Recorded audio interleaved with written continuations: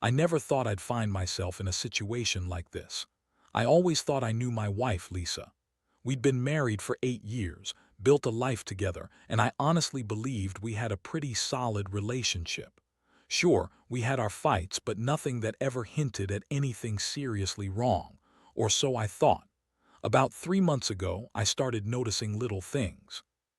She'd be more distant in the evening, spending more time on her phone, whispering when she thought I wasn't listening, or heading out suddenly after dinner without explanation. I brushed it off at first. Maybe work was stressing her out or she just needed time to herself, as she kept saying. I tried to be understanding, but deep down, some part of me felt uneasy. Then I started noticing her attitude shift. She became bitchier, more sarcastic, more dismissive whenever I brought up plans or questions.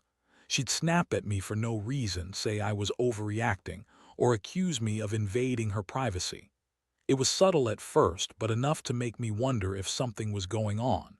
A couple of weeks ago, I decided to do something I never thought I'd do: install a security camera in the garage. We built a gym there, and I figured it'd be good for safety, especially since I was investing so much time and money into it. Never for a second did I think I'd actually catch her cheating. I just wanted peace of mind. So I installed the camera, pointed it at the garage entrance. And that's when I saw it. I was just checking the footage one night, bored, and I saw her come in around 8 p.m. looking over her shoulder, acting weird. I thought maybe she was just coming home late from work, but then I noticed her closing the door behind her, which was unusual. What really caught my attention was what happened next. She didn't head straight to the house. Instead, she stayed a few minutes, then opened the garage door. In walks this guy, Jason, our trainer at the gym. He's in his early 30s, fit, good-looking, and really friendly. But what I saw next made my stomach drop. They didn't just talk. They started kissing, hard, aggressive. Their hands all over each other, mouths locked, and then she unzipped his pants right there in the garage. I couldn't believe what I was seeing. I rewound the footage, watched it again. That wasn't exercise, that was sex, clear as day. I felt this cold rage spike through me. I couldn't believe she'd do this, our gym built with my own hands, a place I thought was just for us, for my family. And she's using it for her little affair. I felt sick, betrayed, humiliated. I wanted to smash something, scream, or run out there and confront her right then. But I knew I had to gather myself first. I needed to think, to plan what to do. This wasn't just some fling, this was a full-blown betrayal. The worst part, she lied to my face every time I asked if she was seeing anyone else, insisted she was just tired or that I was being paranoid. She's always been good at lying, but now I see I was blind. She's been sneaking around for weeks, maybe longer, and I had no idea. I keep replaying that footage in my head, trying to understand how she could do this to me, to us. And honestly, I felt crushed, like I'd been hit by a truck. I couldn't sleep after I saw the footage. The images kept replaying in my head over and over. I kept asking myself how I hadn't seen it sooner or why I didn't suspect anything earlier. I mean, Lisa had been acting weird, bitchy, dismissive, and suddenly distant, but I guess I just didn't want to face the truth. Denial is a powerful thing, and I was clinging to the hope that maybe it wasn't what it looked like. But it was. That night I stayed up trying to come up with a plan. My mind was racing.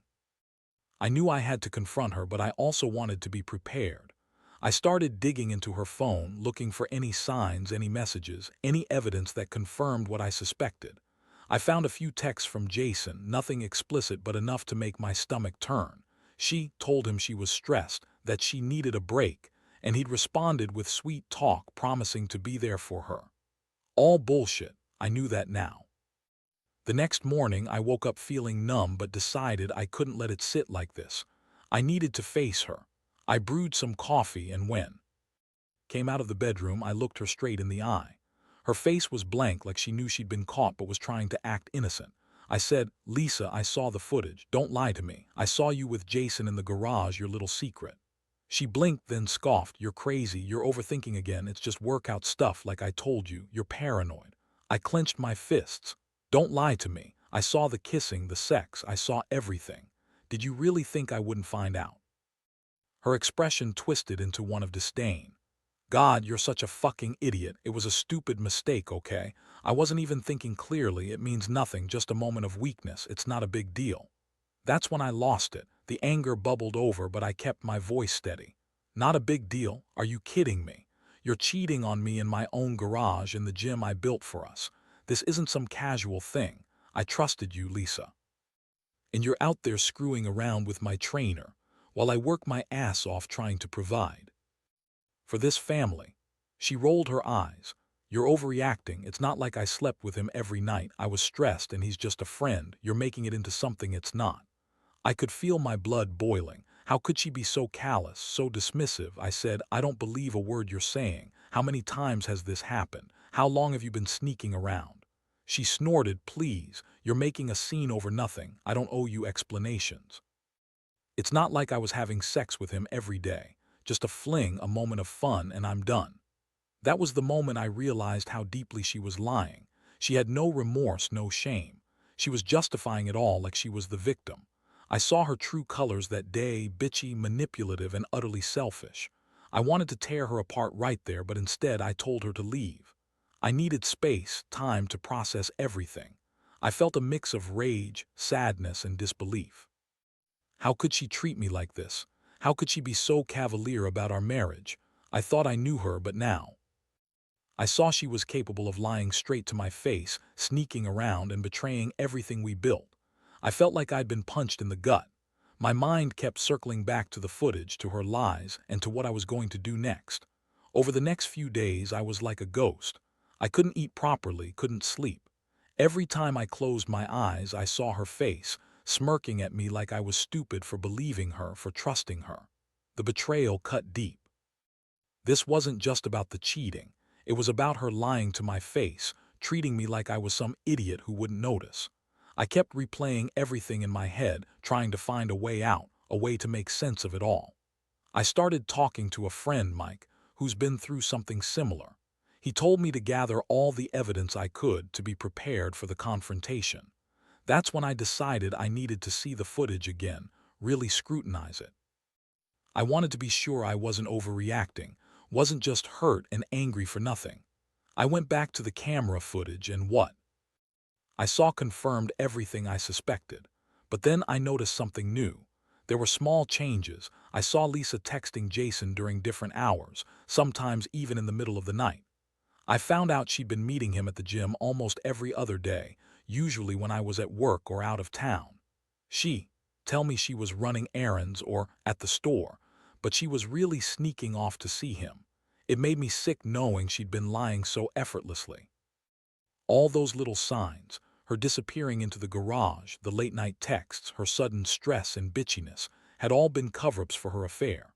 I realized she'd been playing me from the start, lying and manipulating her way through this. I decided I needed to confront her again, but this time I wanted proof, something concrete to make her realize I wasn't just some naive husband. I wanted her to see I knew everything, and that I had evidence to back it up.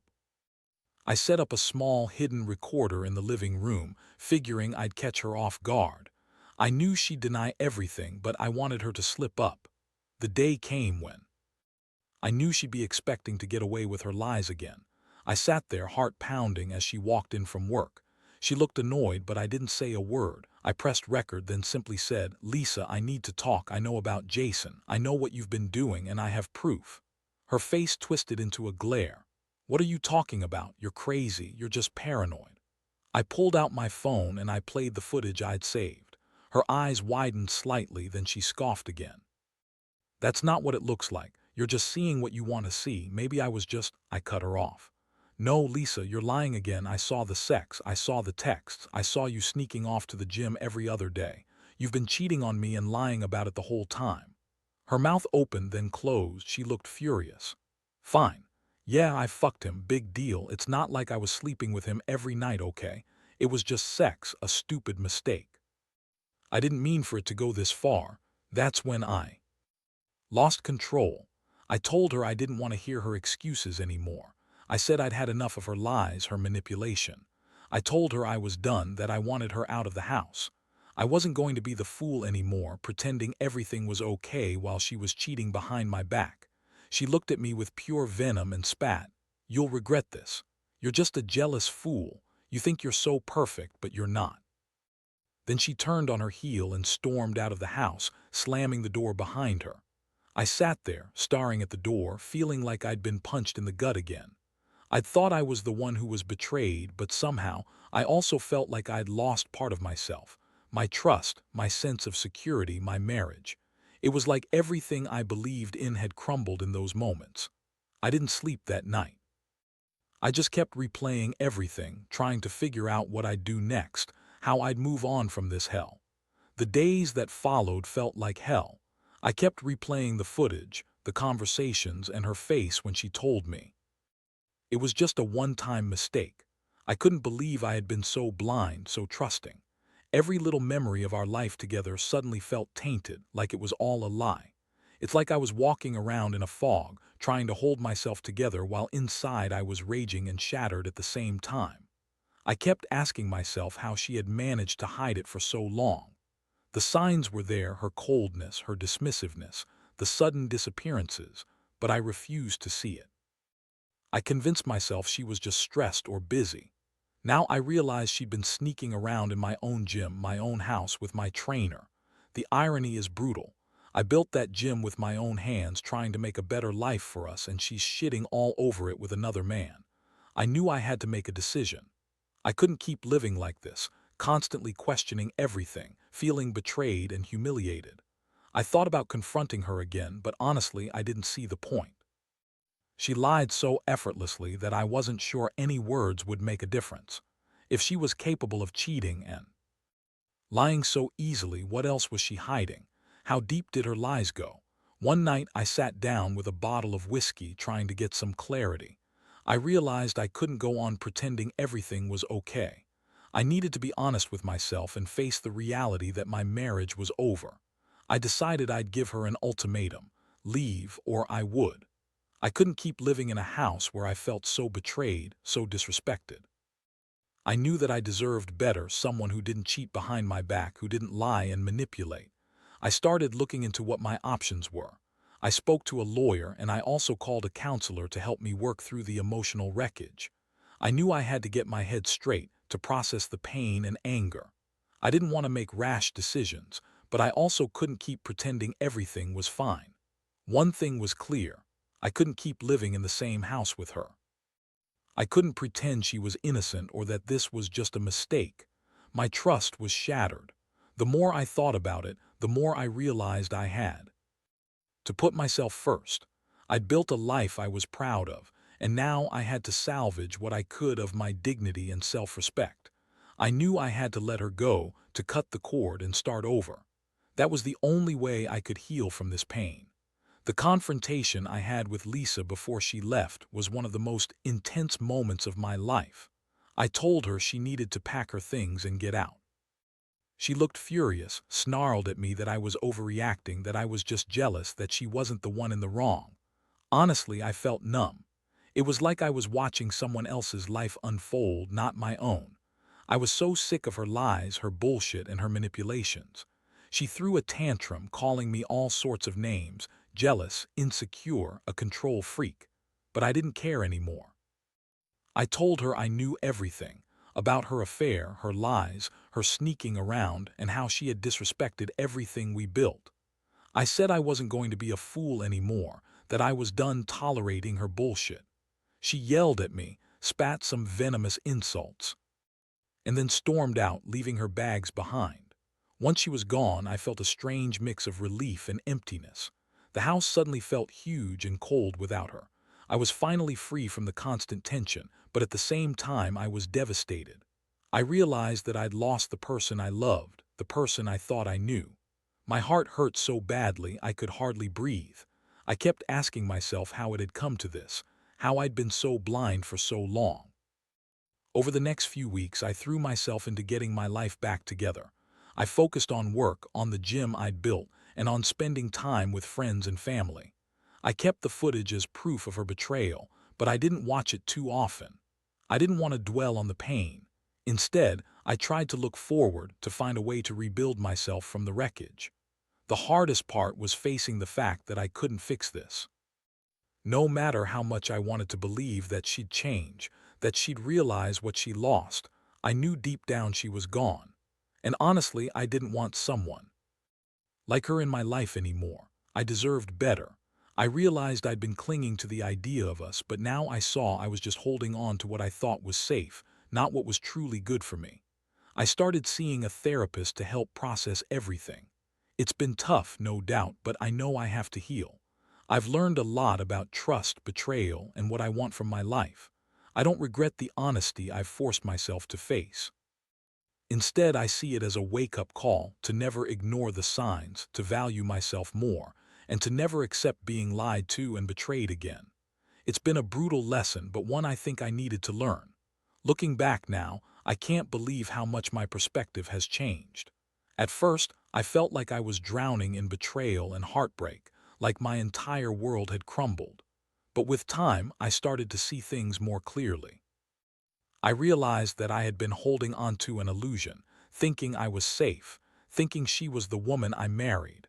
The truth was, she was someone I didn't really know anymore, someone capable of lying and cheating behind my back. I learned that the only person responsible for my happiness is me. I can't control her actions or her choices, but I can control how I respond to them. I've come to accept that sometimes love isn't enough to fix everything, especially when trust is broken beyond repair. I had to walk away, not because I wanted to, but because I deserved more than a partner who disrespects me and betrays my trust.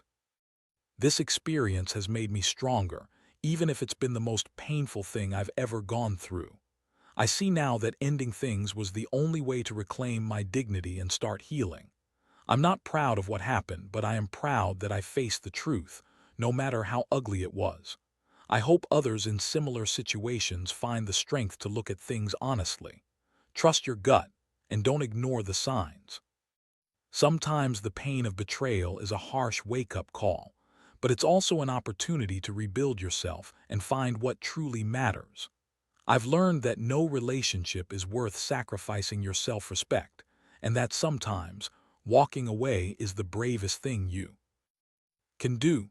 Now I'm focusing on myself, on my work, my health, and the future I want to create. It's not easy and the scars will stay for a while, but I know I'll come out of this stronger, better, and more aware of what I deserve. That's what this whole ordeal has taught me. Trust yourself always, because in the end, your happiness depends on it.